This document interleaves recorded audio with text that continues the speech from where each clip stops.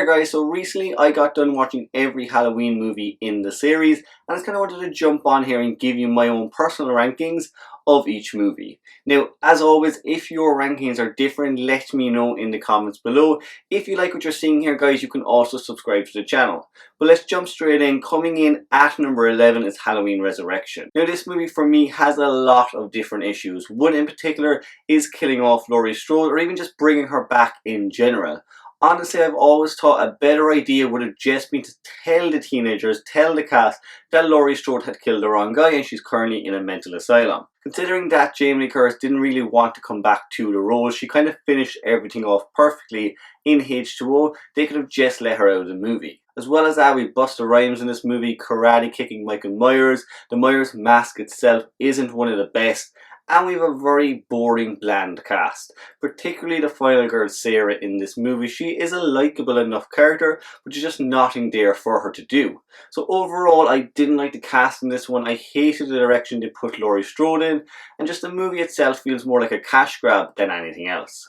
Taking the number 10 spot is Halloween 3 Season of the Witch. Now I know a lot of people absolutely love this movie. For me, it's a bit of a love-hate movie. It goes up and down on my list constantly. I do like certain aspects of this movie. The whole idea of the masks killing these children on Halloween, that has a proper Halloween story feel to it. As well as that, the cast in this are quite good. I do enjoy that about the movie, but just overall, there are a lot of faults with it.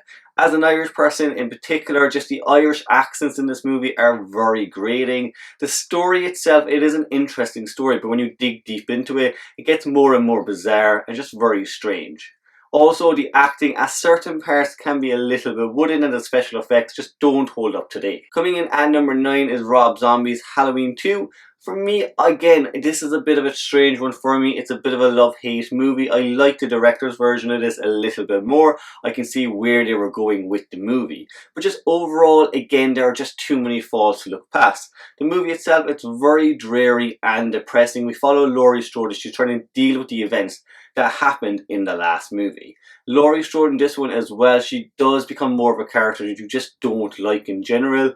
You kind of gravitate towards Annie a little bit more. Dr. Loomis, again, he is a very irritable character in this one. And Michael Myers himself is nothing like the Michael we always knew.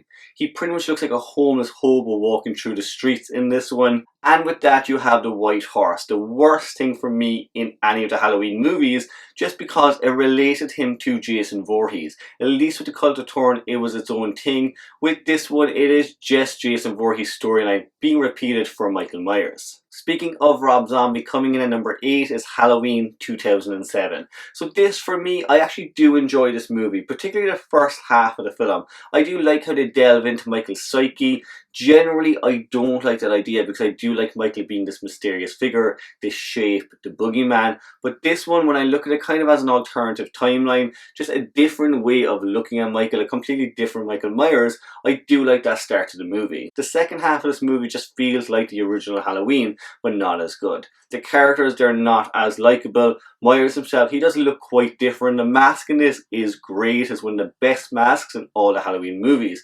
But he is a little bit too tall. He's a little bit too big. There are also certain scenes in this that are a bit over the top. The rape scene in particular, as well as the amount of swear words. So I do have quite a few issues with the movie, but I still appreciate it. I've always liked watching this movie, especially back to back with Rob Zombie's Halloween 2. Coming in at number 7 is Halloween 5, The Revenge of Michael Myers. Now this is kind of the one that really began the decline of the franchise. Bit by bit they started adding in these new elements to explain why Michael is the way he is. So we got the Cult of Thorn, we get the Man in Black in this movie, and what's very obvious is that they didn't know what to do with it.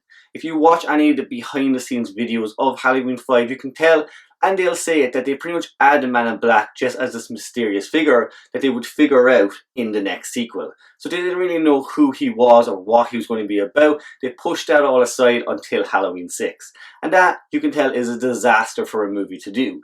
As well as that, Halloween 4 set up a brilliant ending for where the franchise could go. So Jamie kind of repeats the same steps that Michael did when he was a little boy. Unfortunately, with this movie, they turned Jamie mute and they just scrapped an entire idea. Instead, Jamie and Michael have a bit of a psychic connection, similar to what they have in Rob Zombie's Halloween 2.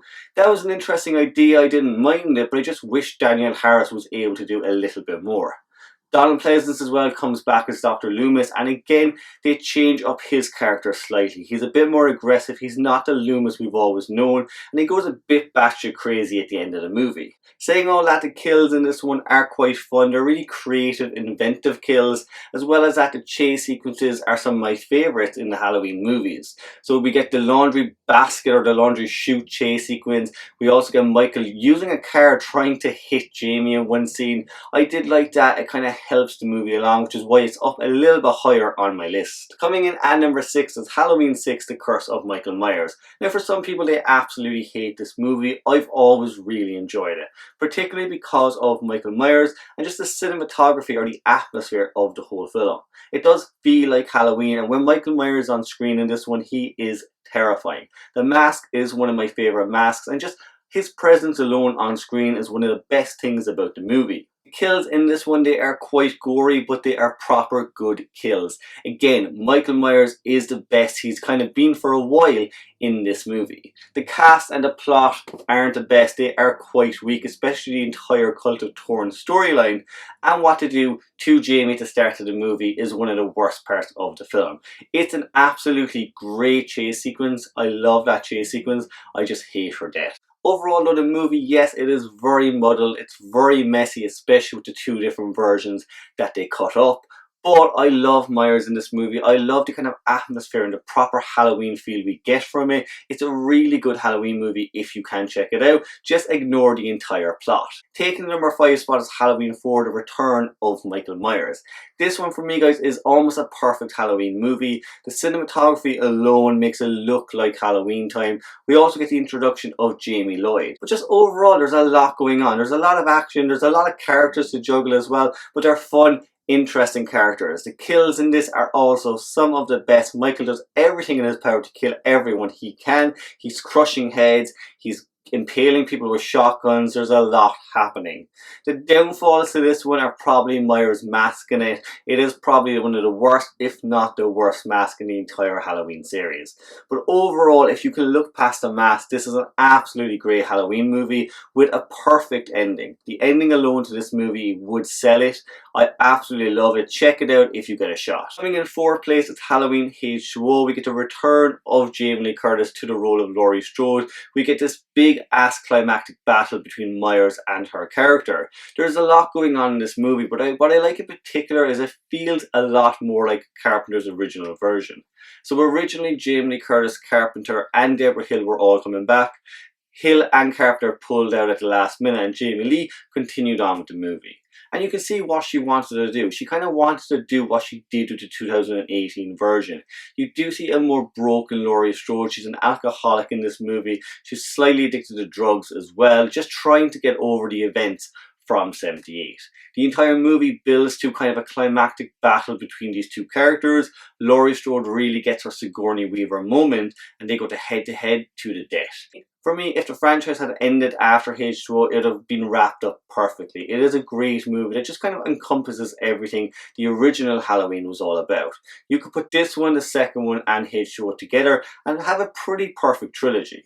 We also get new cast members in this with Josh Hartnett and LL Cool J. LL Cool J in particular, he was a bit of a gamble, but he's a great addition. His character is very likeable, but he's also very relatable. The kills as well are quite good. Yes, they are a little bit more like Scream style kills, but there's one or two that are in there that are really fun. Overall, guys, this one does what it says on the tin. It's a big climactic battle between Laurie Strode and Michael Myers. Unfortunately, Resurrection kind of ruined the ending to this movie, but if you ignore that one and see the other three as a trilogy, you'll have a great time.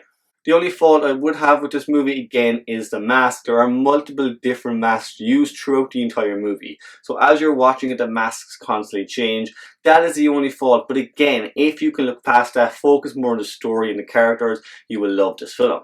Taking the number 3 spot, and this was a hard one to pick, is Halloween 2 from 1981. So this is pretty much a continuation of the original Halloween movie. So Carpenter wrote this one and Rick Rosenthal directed it. And what I like about Rosenthal did is it feels very similar to that original movie. It pretty much picks up right after the events of the first one, and it looks and feels like that. The cinematography again in this one is similar to the 78 classic. The characters that return, Loomis, Laurie Strode, they just go back into those roles.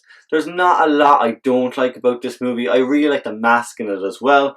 Dick Warlock, just a walk I've never been a huge fan of. But I love the hospital setting. I love Myers in this one. He's definitely one of the scariest Myers out of all of the movies. And the kills, again, are some of the best. Overall, though, guys, if I had to give this one a fault, it would just be that it feels a bit too similar to the original. I'm not a huge fan of the sister storyline as well. I do kind of feel like they pigeonholed themselves when they brought that into the series. But saying that, I watch this movie every single year for Halloween with the original one. It never gets old. It has some of the best kills in the series. It has a great Michael Myers and your returning characters from the first movie. Now, just missing out on the first spot, coming in at number 2 is Halloween 2018. For me, what I love about this movie is it doesn't feel like a cash grab. It feels like there's a proper serious story that they're trying to tell about trauma with Laurie Strode and the effects that the 78 film had on her. I do really enjoy this movie. The production value is increased dramatically. For me, when I look at this, I do see what H2O I suppose could have been if the production had been higher. 2 reasons I absolutely love this movie: James Hugh Courtney and Jamie Lee Curtis. Both give brilliant performances in this movie. Courtney in particular captures everything that the original Michael Myers was all about. I didn't realise until I was in a cinema watching this movie that I didn't really see that original Myers in any of the sequels. In this one, he feels like Nick Castle's version. Jamie Curtis as well gives an incredible performance as Laurie Strode, a woman who really is broken down, who her entire life has been affected by the trauma from 1978. We follow Laurie as she waits for Michael's eventual return, and when he finally does, she goes full on Dr. Loomis and tries to take him out.